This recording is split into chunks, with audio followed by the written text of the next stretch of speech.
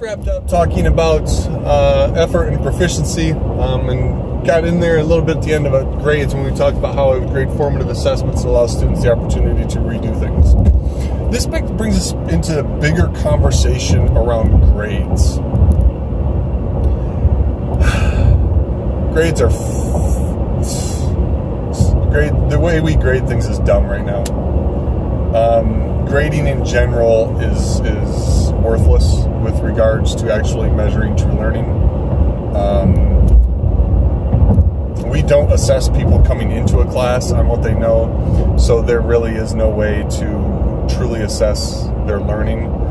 So grades, more than anything, I think are really assessing proficiency, competency, right? And whether or not a student came in knowing how to add 2 plus 2, or whether we taught them 2 plus 2, we have no clue.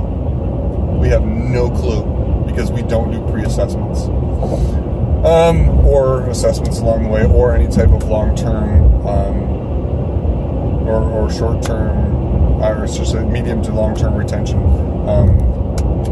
It's hard, and it costs money to truly assess people. So we do the feel-good assessment of checking off a box, and there you go. We assessed you. But as it relates to grades, we live in a society where, well, the studies prove that grades don't mean much in the real world. Where grades do mean much is in academia, because we pretty much categorize you from day one as this type of student, and we use these grades then to determine, where you can go in the future with regards to, your academics, your academic career, whether it would be perhaps, hey, I got a 4.0, but, that wasn't good enough for me to get into Harvard or Yale or wherever. Or in my own case, I have a lot of experience in education across the board simply because I have a crazy experience. I could tell you my whole life story with regards to education, but as it relates here, I wanted to be an architect out of high school. Excuse me. I wanted to be an architect out of high school. I went to a Catholic school that had a 94 to 100 was an A.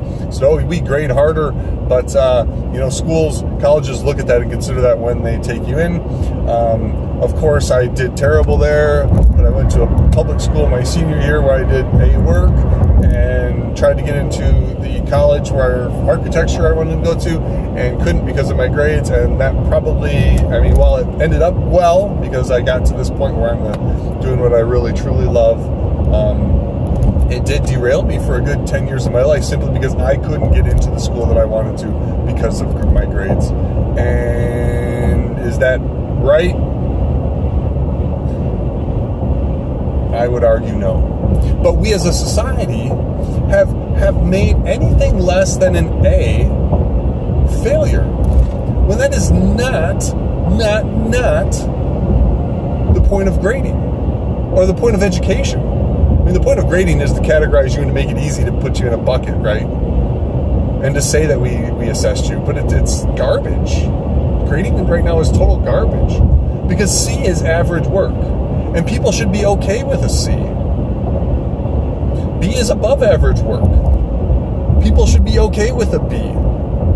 And an A is superior work. And I'm sorry, superior work requires a lot of effort, requires you to grow, and requires you to do above and beyond the call of duty, right?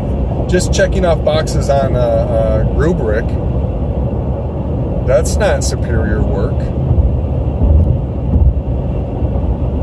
But I digress a little bit. So grades here is a huge thing that we have to kind of, always have to deal with, because a lot of people will ask me, what do I need to do to get an A? It's not the point.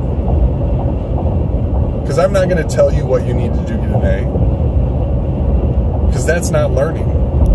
You need to try and do things on your own and dig around and bang some things and fail, and fail again. And then you learn. That is how you learn. Me telling you what to do That's not learning. Me telling you what you need to do to get an A, that's not learning. That's checking boxes. And the world doesn't need any more box checkers. The world doesn't need any more boxes. What the world needs are wheels.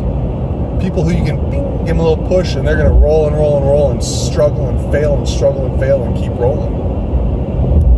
And they're going to ask good questions and not, hey, what do I need to do to get an A? Or what do I need to change here to get an A?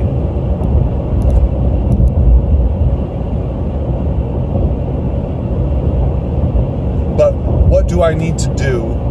Or what if I do this? What do you think about that?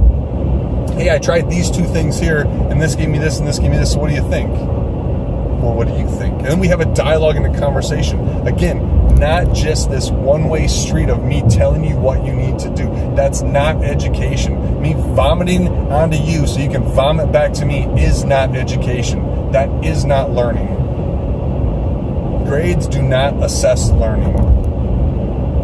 They just don't. And as the system exists now, they never will. So what do I do as a teacher? I try to make the best of it by, again, making growth and effort a part of the equation. By not giving you a specific answer, hey, this is how you're going to get an A. By making you realize, you know what? It's okay if you don't get an A. It's okay.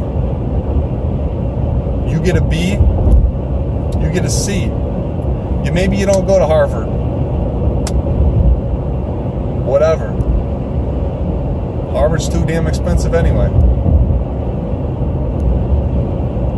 Failing and being okay with it. Struggling and being okay with it. Being frustrated on the day and being okay with it. Because if learning is easy, you are not learning. And I will say this again. If learning is easy, you are not learning. To learn new things, it's frustrating. It's full of failure. Because the only way you learn and the only way you grow is to think. And the only way that you can truly think about something is to question why this, why that, and try something that will fail. That's learning. That's learning. And I'll be back with some more.